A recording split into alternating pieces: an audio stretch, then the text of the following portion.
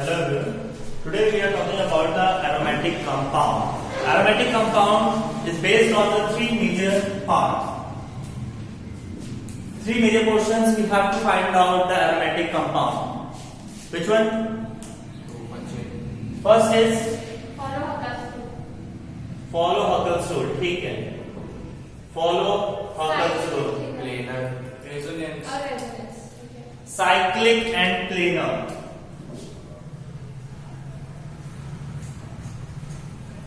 And cyclic resonance. These 3 points is necessary for all the aromatic compound. It may be homo, it may be hetero. Means homo में होगा तो सारे carbon chain में होंगे और hetero में होगा और एटम्स में इंक्लूड होंगे. मींस कौन कौन से हो सकते हैं हेटेरो के केस में? Oxygen, nitrogen and sulphur. Halogen होता है इन रिंग? नहीं होता. मींस ऑक्सीजन हो सकता है, सल्फर हो सकता है और नाइट्रोजन हो सकता है. Cyclic and planar. Cyclic and planar. Cyclic you know very well की रिंग होना चाहिए, पहली कंडीशन. प्लेनर. प्लेनर क्या होता है? Means sp2 hybridization. sp2 hybridization we have to obtain in alkene groups. Alkene groups means it's containing double bond. Double bond containing group is alkene group. Yes, sir. This carbon containing 2 hydrogen bond and 1 carbon bond and 1 pi bond. How many sigma bond here? 3. 3 sigma bond and 1 pi bond. Means 3 sigma bond. 3 sigma bond means sp2 hybridization. sp2 hybridization 1s and 2p. अगर यदि हम alkene की case में ले, means CH3 single bond CH3 3 plus 1 4 means 4 sigma bond. 4 sigma bond means sp3 hybridization, means it's not follow planar rule. Is that clear? Means these are the 3 major rules to identify the aromatic compound. It can be homoaromatic and it may be heteroaromatic. Is that clear? Yes. Means these compound containing at least double bond. If we have to contain CH3, CH2, CH2, NH2, nitrogen have a lone pair? Yes, sir. Nitrogen have a lone pair. It is localized or delocalized? Localized. It's localized. Localized है. अगर localized होगा it treat like a sigma या pi? Sigma. Sigma. Sigma bond की तरह treat करेगा. If it is treat like a sigma bond 2, 3, 4 sigma bond means sp3 hybridization. नहीं follow कर रहा planar rule. अगर यही relation मैं थोड़ा सा change करूं, CH double bond CH NS2 पे lone pair, अब ये क्या करेगा? डीलोकलाइज्ड होगा. ये इधर शिफ्ट होगा, ये बॉन्ड आगे शिफ्ट होगा, डीलोकलाइज्ड होगा. अगर ये डीलोकलाइज्ड का केस है तो ये बिहेव करेगा एज अ पाई बॉन्ड. अगर ये पाई बॉन्ड की तरह ट्रीट करता है तो means how many sigma bond here? 3 sigma bond. Means sp2 hybridization. sp2 hybridization ये फॉलो कर रहा है. अगर ये sp2 हाइब्रिडाइजेशन फॉलो कर रहा है तो मींस ये प्लेनर शो कर रहा है. अगर वही हमने कोई भी ग्रुप ले लिया CH3 CH double bond CH and CH2 negative, ये क्या है? लोकलाइज्ड है डीलोकलाइज्ड है? CH2 पे जो नेगेटिव चार्ज है लोकलाइज्ड है डीलोकलाइज्ड है? डीलोकलाइज्ड है. अगर वो डीलोकलाइज्ड होगा तो क्या होगा? बिहेव किसकी तरह करेगा?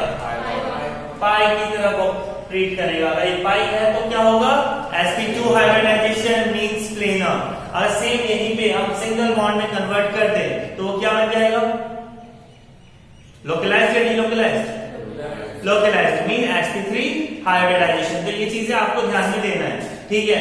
अब ये डबल बॉन्ड है तो आपने ऑलरेडी केमिकल बॉन्डिंग चैप्टर में पढ़ रखा है कि लोब्स होते हैं.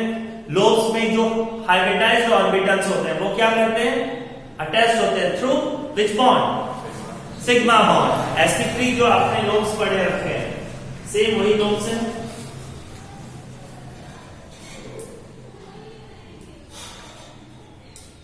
ये एक दूसरे के साथ अटैच हो रहे हैं थ्रू सिग्मा बॉन्ड.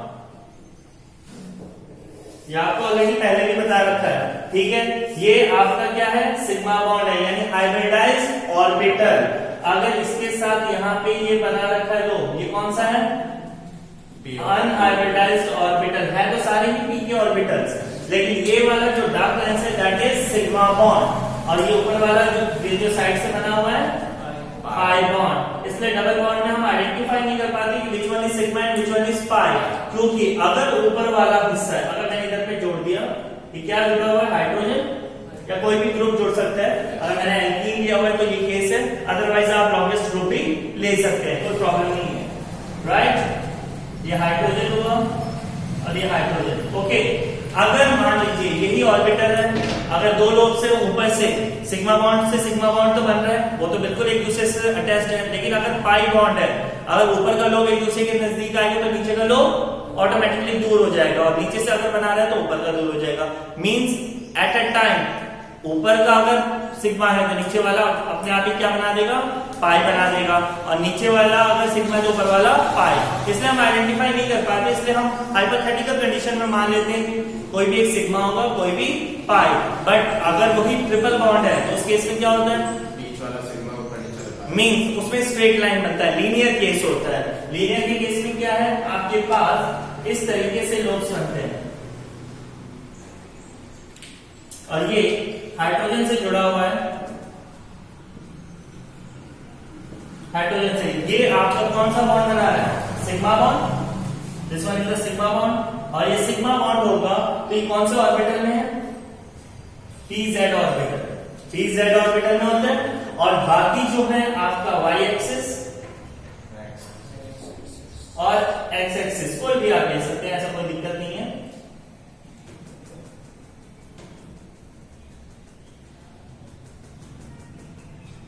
अगर ऊपर से पाई बॉन्ड बन रहा होगा x का, तो नीचे किसका बनेगा, y का, और ऊपर पे अगर y का बन रहा होगा तो नीचे किसका बनेगा, x का।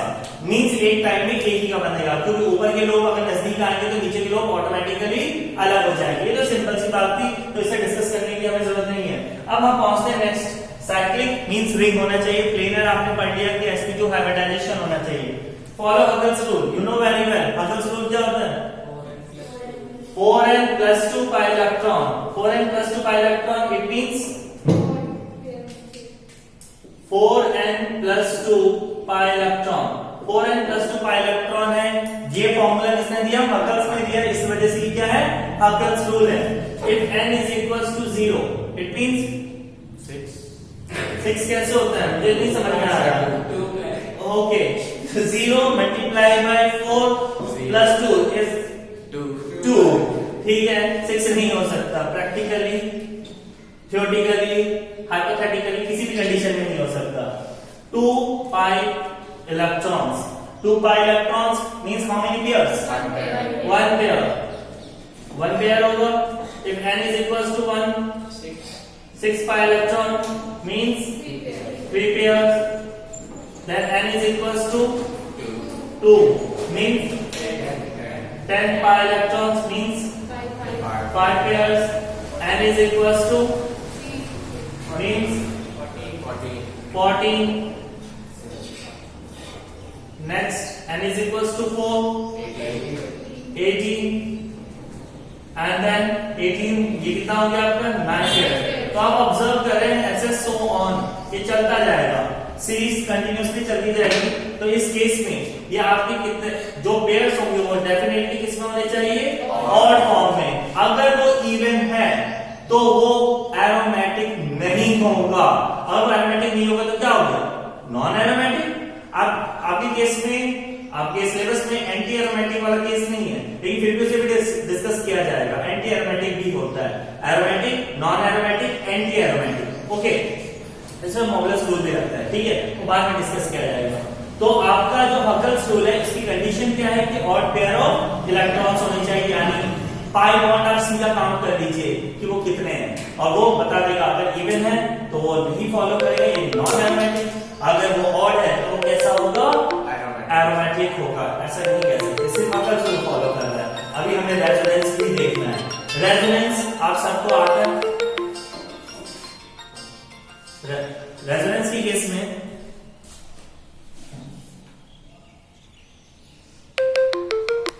रेजोनेंस के केस में क्या होता है कि आपका रेजोनेटिंग स्ट्रक्चर होगा। रेजोनेटिंग स्ट्रक्चर के लिए नेसेसरी कंडीशन क्या होती है? Delocalization. Resonance means delocalization of pi electron. Okay, delocalization of pi electrons होता क्यों? Due to gain stability, due to gain stability. But जो भी एरोमेटिक कंपाउंड होगा, जो भी कंपाउंड रेजोनेंस शो कर रहे हैं, उनमें कोई भी स्ट्रक्चर स्टेबिलिटी को फुलफिल नहीं कर पाता। इसलिए हम क्या बनाते हैं? उसका हाइब्रिड स्ट्रक्चर बनाते हैं। हाइब्रिड स्ट्रक्चर जो होता है, हाइब्रिड रेजोनेटिंग स्ट्रक्चर होता है, they indicate the stability of the compound. बाकी जितने भी उसके रिमेनिंग स्ट्रक्चर है वो क्या होते हैं? अनस्टेबल होते हैं। अपने आप को स्टेबल करने के लिए रेजोनेंस शो करते हैं। Okay, resonance. रेजोनेंस के केस में क्या है? रेजोनेंस के केस में क्या है कि डबल सिंगल डबल जहां होगा वहां रेजोनेंस होने की पॉसिबिलिटी होती है। Double single positive, double single negative, double single lone pair, double single free radical. इसके अलावा कुछ होता है जहां रेजोनेंस हो सके? कार्बीन, नाइट्रोजन जैसा कुछ नहीं होता, इतनों में ही होता है। ठीक है, यहां रेजोनेंस होगा। रेजोनेटिंग स्ट्रक्चर आपने पढ़ रखे हैं। कुछ रेजोनेटिंग स्ट्रक्चर्स मैं आपको दे रहा हूं, आप बनाइए। क्लोरीन है, क्लोरीन का रेजोनेटिंग स्ट्रक्चर सब आप अपनी कॉपी में बनाएंगे। CH2 negative,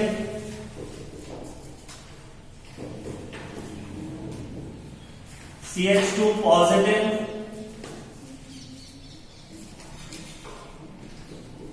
COOH,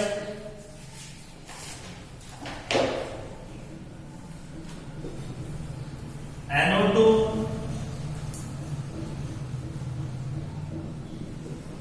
NH2। ठीक है, इनके आप रेजोनेटिंग स्ट्रक्चर्स बनाएंगे और मुझे बताएंगे कि इनमें से रेजोनेटिंग स्ट्रक्चर किस तरीके से डीलोकलाइज्ड होगा। अच्छा, इधर पे लोकलाइज्ड होगा या डीलोकलाइज्ड होगा? डीलोकलाइज्ड मींस हम रेजोनेंस पढ़ रहे हैं तो इट मींस हमारे माइंड में क्या आना चाहिए? Delocalization of electron. रेजोनेंस आपने इनऑर्गेनिक में भी पढ़ रखा है, इनऑर्गेनिक में भी रेजोनेंस था। बट यहाँ पे आपको देखना पड़ेगा जो एरोमेटिक कंपाउंड है या जो भी कंपाउंड है वो किस तरीके से रेजोनेटिंग स्ट्रक्चर परफॉर्म करता है। बन गया होगा? क्लोरीन का बन गया सर। क्लोरीन के केस में क्या है? क्लोरीन के पास लोन पेयर है। अगर क्लोरीन के पास लोन पेयर, मैं आपको शॉर्ट में समझा रहा हूं कि इजी गोइंग आपको समझ में आ जाए। लोन पेयर इधर जाएगा तो ये डबल बॉन्ड इधर शिफ्ट होगा, तो मींस ये क्या बनेगा? कार्बोकैटायन या कार्बोएनाइन? कार्बोकैटायन या कार्बोएनाइन? कार्बोएनाइन बनेगा, मींस नेगेटिवली चार्ज फॉर्म करेगा। यहां पे मूव किया, ये क्या बना देगा? नेगेटिव। तो इस तरीके से फिर रेजोनेटिंग स्ट्रक्चर शो करेगा। इस केस में क्या है? Positive means deficiency of electron. In the case of deficiency of electron, this pi bond shift towards the deficient side. If it is moved the deficient side, they generate positive charge on this carbon. Is that clear? तो यहाँ पे क्या generate हो जाएगा? Positive charge. तो neutralise करेंगे इस sense में ये बॉन्ड शिफ्ट होगा टुवर्ड्स द पॉजिटिव चार्ज। बाकी आप तो बना लेंगे, मेन तो यही प्रॉब्लम है। नेगेटिव वाले सेंस में क्या है? एक्सेस ऑफ इलेक्ट्रॉन, और एक्सेस ऑफ इलेक्ट्रॉन मूव करेंगे due to gain stability. Due to gain stability this bond will be shifted here and this bond shifted here and formation of negative charge on this carbon. Is that clear? In this case what's going on? Oxygen is more electronegative. बिल्कुल, यहाँ पे अगर हम इस बात करें तो यहाँ पे क्या हुआ? कार्बन के साथ डबल बॉन्ड का ऑक्सीजन है, OH भी है, तो वो इलेक्ट्रॉन को क्या करेंगे? अपनी तरफ खींचेंगे। जब अपनी तरफ खींचेंगे तो ये बॉन्ड इधर शिफ्ट होगा। जब बॉन्ड इधर शिफ्ट होगा तो इधर क्या डेवलप होगा? Partial positive charge. इसे न्यूट्रलाइज करेंगे, ये बॉन्ड इधर शिफ्ट हो जाएगा। आई बात समझ में? Same in the case of NO2। NO2 का अगर मैं ओपन स्ट्रक्चर बनाऊं तो ये किस तरह से बनेगा? N double bond O coordinate bond with oxygen. Nitrogen oxygen, which one is the more electronegative? Oxygen, same like the acidic group. Right? This bond will be shifted towards the oxygen and formation of positive charge on nitrogen. Due to this bond will be shifted to neutralize of this deficiency, nitrogen deficiency है, and ये bond इस तरफ shift होगा due to fulfil the requirement of electrons. जो deficient side है किस तरफ, nitrogen की तरफ, और इस केस की वजह से यहाँ पे क्या डेवलप हो जाएगा, पॉजिटिव चार्ज। किसी को कोई डाउट है, queries, question, is that clear? Okay, nitrogen have a lone pair. अब इसके साथ कोई इलेक्ट्रॉन विड्रॉइंग ग्रुप नहीं है, यानी कोई इलेक्ट्रोनेगेटिव ग्रुप नहीं है। जब इस केस में कोई भी नहीं होता तो क्या करेगा, अपना लोन पेयर डोनेट करेगा। कहां करेगा, इस तरफ। तो और ये बॉन्ड इधर शिफ्ट होगा, तो यहां पे डेवलप होगा negative charge. Is that clear? तो ये जो कंडीशन है वो किसकी थी, cyclic and planar, follow Huckel's rule, and then cyclic resonance. Okay, अब चलते हैं हम होमो एरोमेटिक कंपाउंड की तरफ। तीनों आप रूल समझ चुके हैं, उसे फटाफट निकालिए और मुझे बताते चलिए। हम कुछ एग्जांपल्स लेते हैं। फर्स्ट है हमारा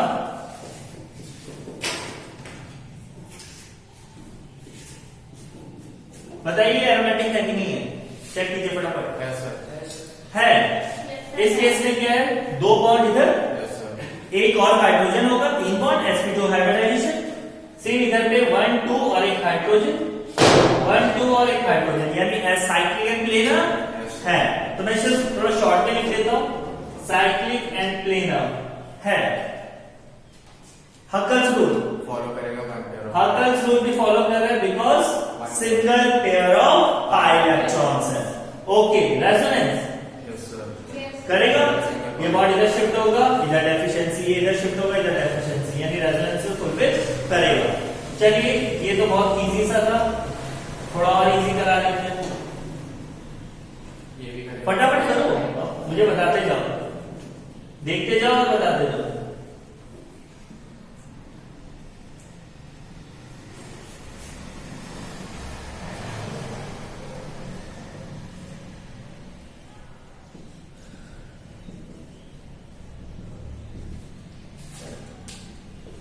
चेक कीजिए फटाफट और बताइए।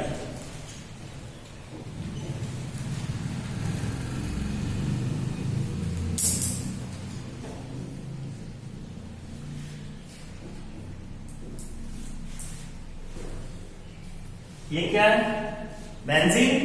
ये क्या है,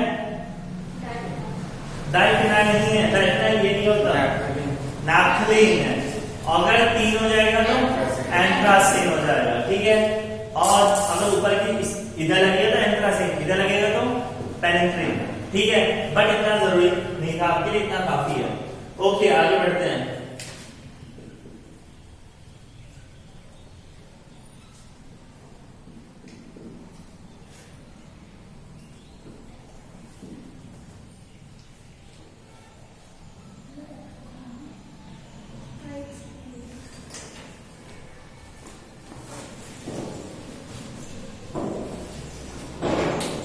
हो गया होगा, साथ साथ निकालते जाइएगा और बताते जाइए।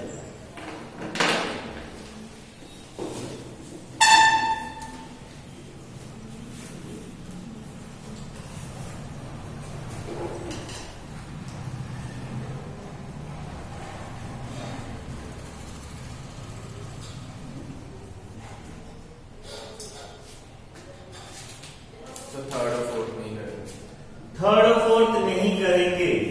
ओके, चेक कर लेते हैं फटाफट। साइक्लिक एंड प्लेनर है, साइक्लिक एंड प्लेनर फॉलो कर रहा है। हकल्स रूल कर रहे हैं, कहां कर रहा है बेटा, पाई बॉन्ड नेगेटिव चार्ज अगर डीलोकलाइज्ड होता है, it behave like a pi electron. अभी तो रूल समझाया था वहां पे, भूल गए, ठीक है। अगर नेगेटिवली चार्ज डीलोकलाइज्ड होता है, it behave like a pi electrons. Means कितने पेयर्स हो गए, 2 पेयर। 2 पेयर होगा तो हकल रूल फॉलो कर रहा है, नहीं कर रहा। हकल रूल फॉलो नहीं कर रहा तो पहली बात है कि एरोमेटिक तो है ही नहीं। अब रेजोनेंस है, ये इधर आएगा, इधर आएगा, हाँ डीलोकलाइज्ड हो रहा है। अगर इन तीनों में से एक भी चीज नहीं होगी तो ये कंपाउंड क्या था, एरोमेटिक। लेकिन ये कंपाउंड क्या होगा आपका, non aromatic. Is that clear? इस केस में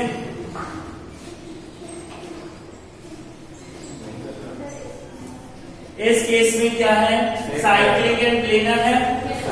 हाकल जो फॉलो कर रहा है 1 2, ये पाई पॉइंट है ना, तुम्हें आ रहा समझ में, ठीक। आगे 1 ये pair, 1 pair of electron, 2 pair of electron and then negatively charged is a 3 pair of electron, means Huckel rule पे फॉलो कर रहा है, ऑड होना चाहिए।